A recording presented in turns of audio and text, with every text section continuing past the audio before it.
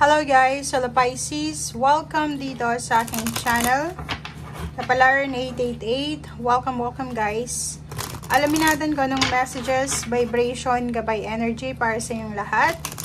Ito ay weekly tarot reading. So, nasa second week na tayo ng May 2024. From May 6 ito. May 6 to 12, 2024. Okay. Pisces, ano ba ang gustong sabihin sa'yo ng ating mga tarot? Okay. If resonated ka, mag-comment ka. And sinasabi ng baraha sa'yo dito, first card is vegetarian, assertiveness. Wow. Okay, tingnan natin. First two cards mo is vegetarian, yung una. Second is assertiveness. Dito tayo sa vegetarian. Siguro may mga Pisces dito na nag-iisip sila, nagpaplano sila na maging vegetarian, or nagpaplano sila ng mga bagong ways or eating ways or habits na pwedeng makatulong sa health nila, or posibleng mga bagong healthy lifestyle regimen na sisimulan nila. So, nakafocus kayo sa linggong ito para sa yung health. Kasi may minamanifest kayo parang healthy body, healthy mind, healthy spirit, physical body to. Okay? So, nakikita ko sa'yo dito, kahit hindi vegetarian, yung plano mo maging vegetarian, basta nasa proseso ka ngayon ng pagda-diet, or nasa proseso ka ngayon ng healthy living, parang ganun. And sobra kang assertive dito, 'di ba? Yung parang paninindigan mo sa linggong ito na, kailangan ko mag-diet, kailangan kong ayusin yung physical body ko, yung posture, yung pananalita, or kung ano pa man, or peace of mind. And sobrang, paninindigan mo siya kung ano itong gusto mo. Okay? Relationship, money, career. Sinasabi ng baraha na paninindigan mo rin kung ano yung paniniwala mo. And siguro sa linggong ito, hindi ka na tulad ng past life mo na, or yung mga nakarang taon, nakarang buwan na kahit ayaw mo, nakikisama ka, nagpi-people please ka, ginagawa mo yung lahat para marami kang kaibigan, maraming kapamilya na malapit sa'yo. Alam mo yon, yung parang pinagsisiksikan mo yung sarili mo. But now, nakikita natin dito na wala ka na doon sa situation na yon, kasi wala ka na sa people pleasing. Gagawin mo kung ano yung gusto mo na magbibigay sa'yo, hindi yung gagawin mo yung kagustuhan ng ibang tao. Nandun ka na sa freedom. Okay, thank you.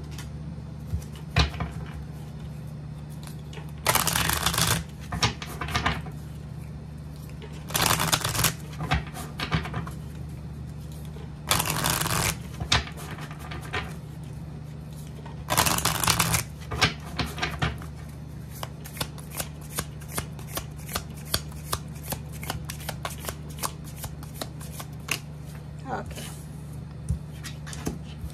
Second deck natin is number 17 and number 13. So, it's number 8 and number 4.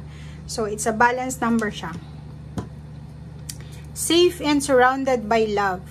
Okay? So, buksan mo yung puso mo sa linggong ito, sa lahat ng mga posibilidad na gustong pumasok sa buhay mo, yung mga alam mo na pwedeng makatulong sa'yo, or pwede mong, alam mo yun, yung mga taong walang mga hidden agenda laban sa'yo. So, makinig ka sa kung ano yung sinasabi ng puso mo, and hayaan mo yung sarili mo na makita kung ano yung nangyayari sa paligid mo. So, wag mong parang i-close yung pinto. Kasi nakikita natin, pwedeng nakaranas ka ng mga backstabbing or kano pa man, pero hindi lahat ng tao ay ganun. Okay? So, may mga traumatic experience ka from the past, from last year, and ngayon is parang nakikita ko sir dito na umiiwas ka. Huwag mong iwasan yung mga tao na mga bagong gustong pumasok sa'yo. Bigyan mo sila ng chance na pwedeng makapasok sa buhay mo.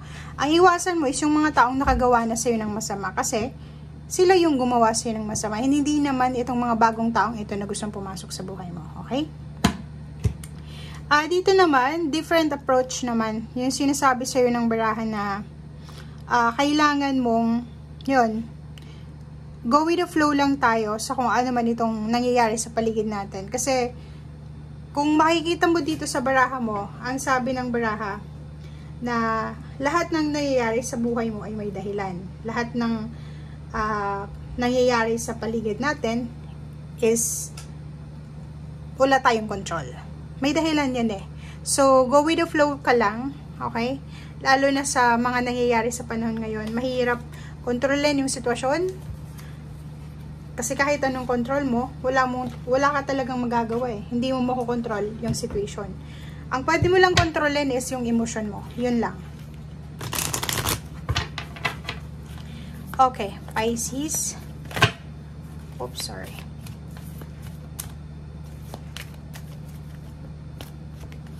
Okay, focus upon your strength, Apollo.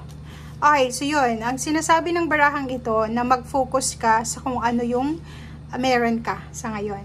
Yung lakas loob mo or kung saan ka magaling, doon ka dapat mag-focus.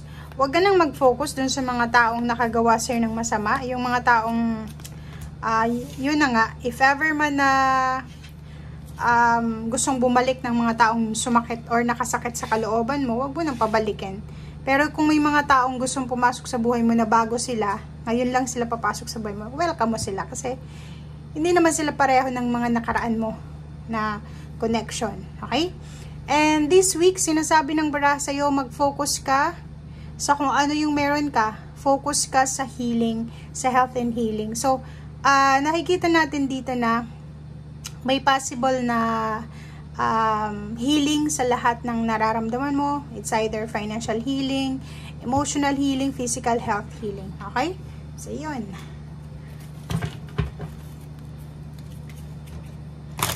May good news na posibleng dumating sa'yo sa linggong ito na pwedeng magdala sa'yo ng sobra-sobrang kaligayahan.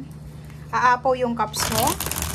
Pwedeng ang good news na to sa linggong ito is posibleng magbigay sa'yo ng celebration or pwedeng mga suporta, protection, you are protected.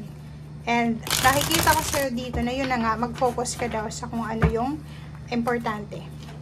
Focus ka lang sa mga taong totoong nagmamahal sa'yo. Huwag ka nang magbigay ng oras doon sa mga taong nakagawa ng masama sa'yo kasi sayang yung oras. Okay. O, diba? Nakikita mo tong 9 of Swords. Sinasabi ng baraha sa'yo dito na kailangan mo nang i-let go yung mga sitwasyon na nagbigay sa'yo ng sakit, kalooban, loneliness, heartaches, pain, and choose happiness. Choose peace. Stay focused, choose peace, and go with the flow. Yun yung sinasabi sa'yo ng baraha Pisces. In the High Priestess, sinasabi na kailangan natin ng bagong environment or bagong emotion, bagong mindset, bagong goals. Makinig ka sa sinasabi ng iyong intuition kasi maraming mga hidden messages na posibleng gustong iparating sa'yo ang ating universe. Okay? King of Wands, nakikita ko sa'yo dito na yun, focus ka sa kung ano yung ginagawa mo sa ngayon. Kung may business ka, kung may trabaho ka, and yung kung tinatrabaho mo yung health mo or tinatrabaho mo yung peace of mind mo, doon ka lang dapat mag-focus. Huwag mo nang balikan yung mga nakaraan kasi hindi mo na mababago yon. Ano man ang nangyari sa past, hindi man yun maganda o hindi mo na mababago yon. Okay? So, nakikita ko sir dito na ngayong linggong ito is mararamdaman mo na abot kamay mo na yung pangarap mo. 'Di ba? May pinagpipray ka, Pisces, sa Panginoon na ngayon ay ibinigay sa'yo ng Panginoon. And sinasabi ng baraha na doon ka lang dapat nakafocus. Mag-focus ka sa blessings na meron ka sa ngayon. Huwag kang magfo-focus doon sa mga taong nakasakit sa'yo, sa sitwasyon na hindi maganda. Yung naging rason kung bakit ka umiyak, yung bakit ka nasaktan, kung bakit hindi ka makatulog, huwag na doon. Okay? So, sa week na to, sinasabi na may choice ka, may option, may choice ka na maging masaya, mag-celebrate, And umiwas ka sa tukso ng sadness, tukso ng pagbabalik tanaw sa mga nakaraan. And yun, focus tayo sa kaligayahan. Yun, di ba? So, sinasabi ng baraha, umiwas ka sa tukso na balikan yung mga pag-aaway, kompetisyon, samaan ng loob. Kung sino man itong gumawa ng hindi maganda sa'yo, kung sino man itong ginamit ka financially or physically, or yung mga taong talagang ginawan ka ng masama, ibigay mo na yan sa universe. Kasi sa dami-dami ng blessings na meron ka, hindi mo na dapat sila binibigyan ng pansin. Okay? And nakikita ko sa'yo dito, may posibleng pera na parating sa'yo. May isang lump sum or pwedeng malaking halagang pera siya na doon ka dapat nagpo-focus. Okay? Pwedeng may malaking kontrata. So, it's either ikaw or yung kapartner mo, asawa mo, girlfriend, boyfriend, or yung sino man to may binibenta kayong inheritance, posibleng may benta na siya. Or yung iba naman sa inyo dyan is posibleng makakatanggap kayo ng proposal. It's either contract or new business proposal or kano pa man. And financially, mahahawakan mo yung pera. Okay?